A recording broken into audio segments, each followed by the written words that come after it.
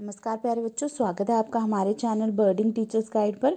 बच्चों, आज हम 10वीं कक्षा की पाठ्य पुस्तक नव भारती में संकलित पाठ 8 मधुर मधुर मेरे दीपक जल के बारे में पढ़ेंगे। मधुर मधुर मेरे दीपक जल एक कविता है और इसकी कवित्री जो है महादेवी वर्मा जी हैं। तो महादेवी वर्मा जी का जीवन परिचय देख लेते हैं। पहले जो महादेवी वर्मा है, इनको आधुनिक युग की मीरा भी कहा जाता है। इनका जन्म 1907 होली के दिन उत्तर प्रदेश के फर्रुखाबाद में हुआ था और इनकी जो प्रारंभिक शिक्षा थी वो इंदौर में हुई थी। जब इनकी विवाह हो गया था तो विवाह के बाद इन्होंने पढ़ाई में कुछ अंतराल लिया था और उसके बाद दोबारा से इन्होंने पढ़ाई शुरू की थी और इन्होंने बाद में संस्कृत में एमए की थी। उसके बाद इन्होंने मिडिल में इन्होंने पूरे प्रांत में ये प्रथम आई थी और इनको छात्रवृत्ति मतलब स्कॉलरशिप भी मिला था। महात्मा गांधी से ये बहुत प्रेरित हुई थी। महात्मा गांधी के साथ मिलकर इन्होंने सामाजिक कार्यों में काफ़ी मदद की। महात्मा गांधी की उसमें जुट गई थी ये और इन्होंने स्वतंत्रता आंदोलन में भी भाग लिया था। और 1956 ईस्वी में भारत सरकार ने इन्हें पद्म भूषण से भी अलंकृत किया था। इनको पद्म भूषण मिला था 1956 में। तो उसके बाद कुल 8 वर्ष की उम्र में 12 मासा जैसी बेजोड़ कविता लिखने वाली महादेवी वर्मा की प्रमुख काव्य कृति, मतलब जब ये 8 वर्ष की थी तो इन्होंने एक 12 मासा जो थी वो कविता लिखी थी 8 वर्ष की आयु में। और इनकी कुछ काव्य कृतियाँ इस प्रकार से है: निहार, रश्मि, नीरजा, संध्या गीत, दीपशिखा, प्रथम आयाम, अग्निरेखा, यामा। ये इनकी कुछ काव्य कृतियाँ हैं। और इनकी गद्य रचनाएं हैं: अतीत के चलचित्र, श्रृंखला की कड़ियाँ, स्मृति की रेखाएं, पथ के साथी, मेरा परिवार और चिंतन के क्षण। ये इनकी कुछ गद्य रचनाएं हैं। और महादेवी वर्मा जो थी, उनकी रुचि जो थी वो चित्रकला में भी रही और उनके बनाए चित्र कृतियों में प्रयुक्त किए गए हैं। महादेवी वर्मा शायवाद के 4 प्रमुख रचनाकारों में औरों से भिन्न अपना एक विशिष्ट स्थान बनाया। और महादेवी वर्मा को आधुनिक युग की मीरा भी कहा जाता है। और इनका देहांत जो था 11 सितंबर 1987 को इनका देहांत हो गया था। तो आइए इनकी आज की जो रचना है इनकी मधुर मधुर मेरे दीपक जल, ये शुरू करते हैं। तो पढ़ते हैं इसका पहला पद्यांश। मधुर मधुर मेरे दीपक जल, युग युग प्रतिदिन प्रति क्षण प्रतिपल प्रियतम का पथ आलोकित कर। तो आइए इसके कुछ शब्दार्थ देख लेते हैं। सबसे पहले यहाँ पे देख लीजिए, इसके प्रतिदिन हो गया हर पल, हर दिन, प्रतिक्षण हो गया हर क्षण और प्रतिपल हो गया हर पल। प्रियतम यहाँ पे जो है वो ईश्वर के लिए प्रयुक्त हुआ है और जो दीपक यहाँ पे है, दीपक यहाँ भगवान के प्रति, ईश्वर के प्रति जो आस्था है उसके लिए प्रयुक्त हुआ है। और आलोकित हो गया प्रकाशित। तो बच्चों, इसमें आपने प्रसंग इस तरह से लिखना है: प्रस्तुत पद्यांश हमारी हिंदी की पाठ्य पुस्तक नव भारती में संकलित कविता मधुर मधुर मेरे दीपक से लिया गया है। इसकी कवित्री महादेवी वर्मा जी हैं। फिर उसके बाद आपने संदर्भ में आपने बताना है कि ये जो पद्यांश है इसमें क्या कहा गया है।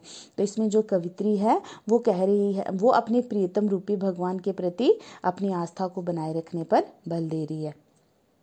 तो इसमें व्याख्या इस प्रकार से करनी है आपने कि कवित्री कहती हैं: हे मेरे भावना रूपी दीपक, तू जलता रहे, युगों युगों तक, प्रतिदिन प्रति क्षण प्रतिपल अपना प्रकाश बिखेरता रहे। दीपक का प्रकाश बिखेरने से प्रियतम का पथ प्रकाशित हो जाएगा और मुझे अपने प्रियतम के पास पहुंचने में आसानी होगी। इसमें कवित्री यही कह रही है कि हे दीपक, जो उसका आस्था रूपी दीपक है, उसे कह रही है कि तू भगवान के प्रति अपनी आस्था बनाए रख और ताकि मुझे इससे क्या होगा, इससे मुझे भगवान की प्राप्ति करने में आसानी होगी। तो इसलिए वह कह रही हैं कि दीपक को कह रही है कि प्रकाश बिखेरता है जिससे मेरे प्रियतम का पथ आलोकित हो जाएगा, प्रकाशित हो जाएगा और मुझे अपने प्रियतम से पास पहुंचने में आसानी होगी। तो भाव इसमें आपने बताना है कि यहाँ पर कवित्री ने जीवन रूपी दीपक को हमेशा जलते रहने को कहा है। तो आइए देखते हैं इसका दूसरा पद्यांश। सौरभ फैला विपुल धूप बन, मृदुल मोम सा गुल रे मृदु तन, दे प्रकाश का सिंधु अपरिमित तेरे जीवन का अनुगलगल, पुलक पुलक मेरे दीपक जल। यहाँ पर इसके शब्दार्थ देख लेते हैं। सौरभ हो गया सुगंध, विपुल, विपुल यहाँ पे हो गया विस्तृत फैला हुआ, मृदुल, मृदुल हो गया कोमल, मृदुतन हो गया कोमल शरीर, सिंधु हो गया समुद्र सागर, अपरिमित हो गया अपार, और उसके बाद आपने इसमें पुलक पुलक, पुलक पुलक हो गया प्रसन्नता, प्रसन्न होकर। ठीक है, तो आपने इसमें प्रसन्न जो है वो पहले की तरह ही लिखना है, और संदर्भ में इसमें आपने बताना है कि कवित्री ने इसमें कहा हुआ है कि खुद दीपक के समान जलकर दूसरों को हमेशा सुख प्रदान करने की कोशिश करनी चाहिए। तो कवित्री इसमें कह रही है कि हे दीपक, प्रसन्नता से भरकर जल और धूप बनकर सारे संसार में सुगंध फैला दे। जिस प्रकार से यहाँ पे वो कह रही हैं कि जिस प्रकार से सूरज की जब किरणें निकलती हैं तो वो धूप बनकर पूरे संसार में रोशनी फैला देती हैं, उसी प्रकार से तुम भी पूरे संसार में अपने सुगंध जो है फैला दो, और सबकी रोशनी देने के लिए, सबको रोशनी देने के लिए अपने सुंदर शरीर को कोमल मोम की तरह घोल दे, और तेरे जीवन का कण कण जलकर संसार में प्रकाश का सागर प्रदान करे। इसमें कवित्री ये कहना चाहती हैं, उनके कहने का भाव ये है कि खुद दुख उठाकर दूसरों को सुख प्रदान करना चाहिए। कवित्री इसमें कह रही हैं कि जो हमारा कोमल शरीर है, हमें इसको कष्ट देकर, हमें इसको दुख, इसको कष्ट देकर कहने का मतलब यहाँ पे ये है कि हमें भगवान की भक्ति कर उन तक पहुँचने का मार्ग जो है वो खोजना चाहिए, और हमें जहाँ कहीं से ज्ञान की प्राप्ति हो भगवान तक पहुँचने के लिए वहीं से हमें ज्ञान अर्जित कर लेना चाहिए, और अपने आप को कष्ट देकर दूसरों को सुख पहुंचाना चाहिए, इसलिए उन्होंने ऐसा कहा है। और यहाँ पर भाव में आपने लिखना है कि यहाँ पर कवित्री जो है वो कह रही हैं कि दूसरों को सुख देने के लिए अपने आप को दुख देना ही पड़ता है। यदि आप चाहते हो कि दूसरों को सुख मिले तो अपने आप को दुख देना ही पड़ता है। तो आइए देखते हैं इसका तीसरा पद्यांश। सारे शीतल कोमल नूतन, मांग रहे तुझसे ज्वाला कन, विश्व शलभ सर सिर धुन कहता मैं, हाय ना जल पाया तुझ में मिल, सिहर सिहर मेरे दीपक जल। तो इसमें जो है शब्दार्थ देखते हैं। शीतल हो गया ठंडा, नूतन हो गया नया, उसके बाद विश्व शलभ यहाँ पे संसार रूपी पतंगे को कहा गया है, यहाँ पे शलभ पतंगे को कहा गया है, और विश्व जो है उसकी कंपेयर किया गया है पतंगे के साथ यहाँ पे। और सिर धुन का मतलब हो गया पछताना, उसके बाद सिहर सिर हो गया, सिहर सिर हो गया सिहर हो गया कांपना या थरथराना। तो इसमें आपने प्रसंग पहले की तरह लिखना है। संदर्भ में आपने बताना है कि यहाँ पे कवित्री ने मानव को स्वार्थपूर्ण विचारधारा को छोड़कर सबकी भलाई करने की प्रेरणा दी है। तो यहाँ पर जो है कवित्री व्याख्या में कह रही हैं कि हे मेरे प्रिय दीपक, तू सिहर सिहर कर लगातार जलता रहे। संसार में कितने शीतल कोमल और नवीन पदार्थ हैं जो उससे आग के टुकड़े मांग रहे हैं। बोल रही है कि जितने भी यहाँ पे कितने भी संसार में शीतल कोमल और जितने भी नवीन पदार्थ हैं, सभी हे दीपक तुझसे ही आग के टुकड़े मांग रहे हैं। संसार रूपी पतंगा पछताकर कहता है कि वह तुझसे मिलकर स्वयं को मिटा क्यों नहीं पाया। इस संसार में त्याग और परोपकार की भावना की अत्यंत कमी है, क्योंकि मनुष्य अपने स्वार्थी स्वभाव के कारण उन्हें अपना नहीं रहा है। तो इसमें जो कवित्री हैं वो कह रही हैं विश्व शलभ मतलब संसार रूपी, संसार को कह रही हैं, संसार को वो कह रही हैं कि ये संसार जो है स्वार्थी है, इसको भगवान के प्रति आस्था नहीं है, तो ये संसार जो है स्वार्थी है और अब ये पछता रहा है। तो वो कह रही हैं ये पतंगे की तरह पछता रहा है जो अपनी परोपकारी आदत के कारण दीपक के साथ जल जाना चाहता है। उसकी इच्छा है कि जिस प्रकार दीपक जलकर सबको प्रकाश देता है, उसी प्रकार पतंगा भी जलकर सबको प्रकाश देना चाहता है और वह सबकी भलाई का कारण बनना चाहता है। यहाँ पे यही कहा है कवित्री ने यही कहा है कि जो संसार रूपी पतंगा है, जो मतलब ये संसार है, ये क्या है, ये विषय वासनाओं में लिप्त है, विषय वासनाओं से लिप्त और भगवान की जो भगवान के प्रति इनकी आस्था है उससे कहीं अधिक दूर है। लेकिन फिर ये कहता है कि कवित्री जो कह रही है कि संसार रूपी पतंगा जो है अब पछता रहा है और कह रहा है कि हमें भी काश दीपक के जो है कुछ दीपक से कुछ टुकड़े आग के टुकड़े मिल जाते, हम भी इस पर जलना चाहते हैं, हम भी इसको जलकर इस दीपक में जलकर जिस प्रकार से ये दीपक दूसरों को प्रकाश दे रहा है, हम भी दूसरों को प्रकाश देना चाहते हैं। इसमें पतंगा इस तरह से कह रहा है कि मैं भी जलकर दूसरों को प्रकाश देना चाहता हूँ, अर्थात मैं भी दूसरों की भलाई का कारण बनना चाहता हूँ। तो यहाँ पे कवित्री ने यही कहा है कि हमें किसी भी तरह से कहीं से भी ज्ञान मिले ईश्वर की प्राप्ति को, ईश्वर को प्राप्त करने का, तो वो हमें ले लेना चाहिए। तो उसके बाद इसमें आपने भाव में लिखना है कि यहाँ जीवन रूपी दीपक के जलने की, यहाँ जो जीवन रूपी दीपक है उसके जलने की इच्छा प्रकट की है। तो आइए देखते हैं इसका चौथा पद्यांश। जलते नभ में देख असंख्यक, स्नेहहीन नित कितने दीपक, जल में सागर का उर जलता, विद्युत से गिरता है बादल, विहस विहस मेरे दीपक जल। तो यहाँ पे असंख्यक शब्द अर्थ देख लेते हैं। असंख्यक, असंख्यक हो गए यहाँ पे अनगिनत, स्नेहहीन हो गए प्रेम से रहित, जल में हो गया जल से भरा, सागर, उर हो गया हृदय, विद्युत होगी बिजली, और विहस, विहस हो गया यहाँ पर हंसकर या खुशी से।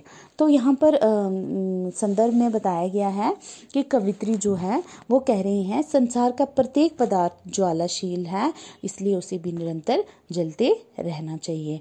तो यहाँ पे भाव जो है, व्याख्या जो है उसमें वो कह रही हैं कवित्री कि तू हंस हंस कर, दीपक को कह रहे हैं कि तू हंस हंस कर जल और निरंतर जलने में किसी प्रकार की पीड़ा का अनुभव मत कर। कि दीपक को वो कह रही हैं, ईश्वर के प्रति जो आस्था रूपी दीपक है उसे कह रही है चाहे कोई भी कठिनाई आ जाए, चाहे कोई भी स्थिति आ जाए, किंतु तू हंस हंस कर जलता रहे और जलने में किसी भी प्रकार की पीड़ा का अनुभव मत कर।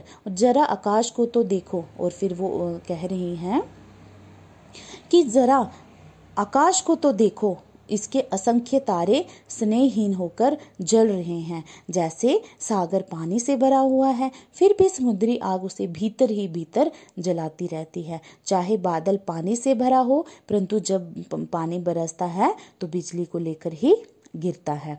इसमें भी इसने कवित्री ने यही कहा है कि जरा आकाश में देखो दीपकों को, वो तो कितने सारे तारे हैं, मतलब आकाश में जो तारे हैं वो वह भी दीपक के समान है, वो कितने सारे हैं और वो स्नेहहीन होकर जल रहे हैं, और संसार सागर में पानी भरा हुआ है किंतु फिर भी वे समुद्री आग में भीतर ही भीतर जल रहा है। तो यहाँ पे कवित्री ने जो है वो यहाँ पे जो है स्नेह भक्ति की भावना के लिए उसने कहा है कि कवित्री जो है वो कह रही है कि संसार के लोगों के मन में आस्थाहीनता है, मतलब संसार के लोगों के मन में भगवान के प्रति आस्था नहीं दिखाई दे रही है, और वह संसार को भक्तिहीन बताने के लिए तारों को स्नेहहीन कह रही है। वे तारों को स्नेहहीन इसलिए कह रही है कवित्री क्योंकि जो संसार जो है, संसार के जो लोग हैं वो बिल्कुल भक्तिहीन है, उनमें कोई भी भक्ति के भाव नहीं है, भगवान के प्रति आस्था नहीं है, जिस कारण उन्होंने तारों से इसका कंपेयर किया हुआ है, और इसी कारण उसने तारों को स्नेहहीन कहा है। तो इसमें आपने यही बताना है, और बार बार इसमें जो कवित्री जो है वो यही कहना चाहती हैं कि आस्था रूपी दीपक की चिंगारी में जो पतंगा है वह भी आस्था रूपी दीपक में जल जाना चाहता है, परंतु ऐसा नहीं हो पा रहा है क्योंकि मनुष्य जो है अपने घमंड को छोड़कर ईश्वर को पाने की कोशिश नहीं कर रहा है। मनुष्यों में जो घमंड है वो उसको छोड़ता ही नहीं है, और जिस कारण वह ईश्वर को प्राप्त करने की कोशिश नहीं करता है, परंतु वह उसे पा नहीं सकता, पा भी नहीं सकता, बिना मेहनत किए बिना भक्ति किए ईश्वर की प्राप्ति की भी नहीं जा सकती। यहाँ पे कहने का मतलब ये है कि ईश्वर की आस्था का दीपक अपने मन में नहीं जला, कि जो ये संसार है ये अपने मन में ईश्वर की आस्था का दीपक अपने मन में नहीं जला पाया है, जिस कारण जो है ये जो तारे भी हैं जो ये स्नेहहीन प्रतीत हो रहे हैं, और मनुष्य जो है अपना घमंड नहीं छोड़ना चाहता है, जिस कारण वह अपने मन में ये आस्था का दीपक नहीं जला पाया। तो कवित्री यहाँ पे बार बार यही कहना चाह रही है कि हे मेरे दीपक, चाहे दुख हो सुख हो, चाहे कैसी भी स्थिति हो, चाहे जीवन में कितने भी कष्ट है, लेकिन तू निरंतर जलता रहे और मेरे प्रीतम का पथ प्रकाशित करता रहे, ताकि मुझे उन तक पहुँचने में आसानी हो सके। और वे ये भी कहना चाहती हैं कि इस संसार में चाहे कितने भी कष्ट आए, इस संसार में चाहे कितने भी कष्ट आए, चाहे कुछ भी हो जाए, लेकिन हमें कभी भी दूसरों को दुख नहीं पहुंचाना चाहिए, हमें कभी किसी को भी हानि नहीं पहुंचानी चाहिए, और हमेशा खुद जलकर, खुद कष्ट सहन करके दूसरों को सुख की प्राप्ति करवानी चाहिए, दूसरों को सुख का अनुभव करवाना चाहिए। इसलिए हमें कभी भी दूसरों को कष्ट नहीं पहुंचाना चाहिए, और हमें जहाँ से ज्ञान की प्राप्ति हो वहीं से ज्ञान की प्राप्ति कर लेनी चाहिए, ताकि हम ईश्वर को प्राप्त करने का मार्ग ढूंढ सके। तो बच्चों, मुझे आशा है कि आपको ये पाठ अच्छे से समझ में आ गया होगा। तो अगर आपको ये पाठ अच्छा लगे तो आप लाइक, शेयर और सब्सक्राइब ज़रूर करें। धन्यवाद।